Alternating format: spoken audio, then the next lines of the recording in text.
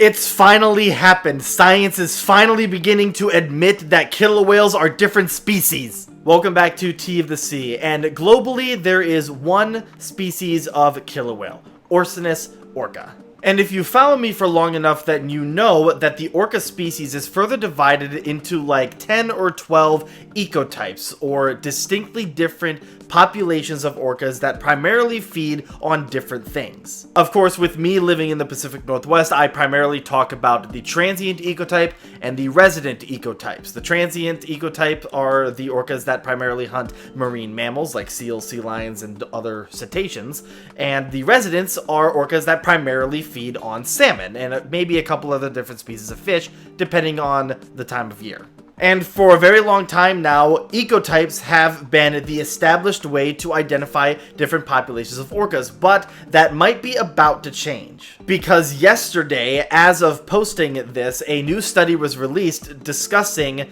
the transient and resident ecotypes in the North Pacific and how they are genetically and culturally different enough to be considered separate species. So let's break it down. The study goes into a couple of different key parts of why these two groups of killer whales should be considered separate species. First and foremost are the cultural differences. The resident ecotype behaves a lot differently than the transient ecotype. On top of that, with the transient pods, the daughters will usually leave their mother's pod once they themselves have had a couple calves. Whereas in the resident culture, the daughters and the sons will stay with their mothers for pretty much their entire lives until mom or her kids pass away. There is also a big social difference between the two ecotypes. The residents tend to be much more socially interactive, doing spy hops and tail slaps and breaches and talking to each other consistently, whereas the transients are generally much quieter. They don't talk very much. The only time they really ever do is if they're socializing, and even that, it's got to be pretty heavy socialization. They don't do a lot of breaches unless they're really playing or during a hunt. In other words, they're very secluded, whereas the residents are very outgoing. And I've talked about this many times before. The big differences in culture between the two ecotypes are the family dynamics. The resident ecotypes tend to form larger pods consisting of several different matrilines that are usually closely related to each other, whereas the transients travel in single family units led by the mother and followed by her kids. The second thing that the paper looks into are the anatomical differences. The transients are on average larger than the residents. The residents are only a few feet shorter. The females average around 21 feet long and the males average around like 23 or 24 feet long. Whereas with the transients, they are bigger. The females tend to average 23 to 25 feet in length and the males average up to 27 or 28 feet in length. So there's a significant size difference between the two ecotypes. There are also other anatomical differences. For example, the resident ecotypes tend to have a rounded tipped dorsal fin, whereas the transients tend to have more of a pointed tipped dorsal fin, as well as the saddle patch themselves. The transients will always have what's called a closed saddle patch, where it's just a solid white saddle patch with visible scarring due to their prey and their social behavior. Whereas the residents tend to have what's called an open saddle patch. So there will be some black in there. Usually it's like a really big black spot that makes an opening in their saddle or kind of maybe a black line.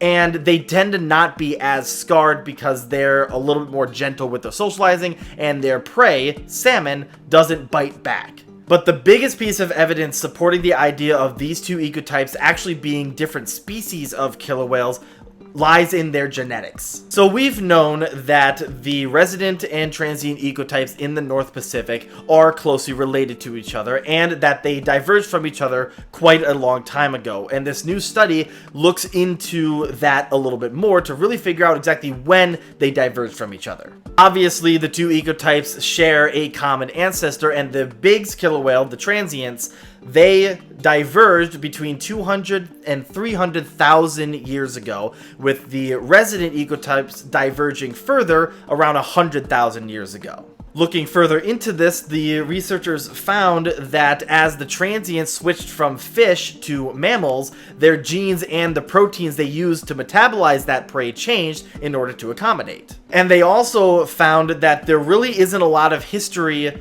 in the last 10,000 years or so of the two ecotypes breeding and mating with each other, although they do share some gene overlap, potentially due to indirect factors of maybe the genes hopping from the transient ecotype to an offshore ecotype and then back into the residents, or vice versa. But currently, and for the last 10,000 years or so, the ecotypes have not been breeding with each other, further separating their genetics. With all of this evidence present, the paper suggests that the residents and the transient ecotypes should actually be reclassified as their own separate species of killer whale, with the residents being given the scientific name of Orcinus ater and the transients being given the name of Orcinus rectipinus. But this does not mean that these two ecotypes will now be considered species. This proposal now has to go to a different organization to review it. Specifically, it has to go through the taxonomic committee of the Society for Marine Mammalogy.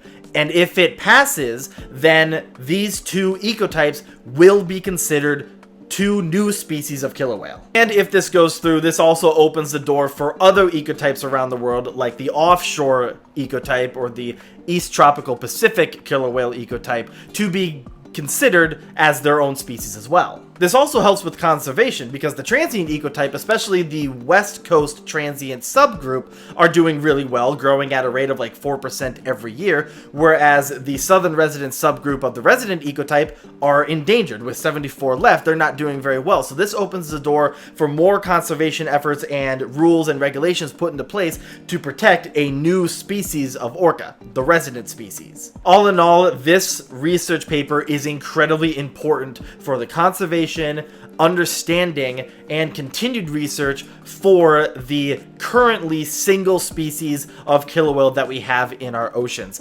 Hopefully this goes through the Society for Marine Mammalogy's taxonomic committee and does recognize the transient and resident ecotypes as their own brand new species of killer whale.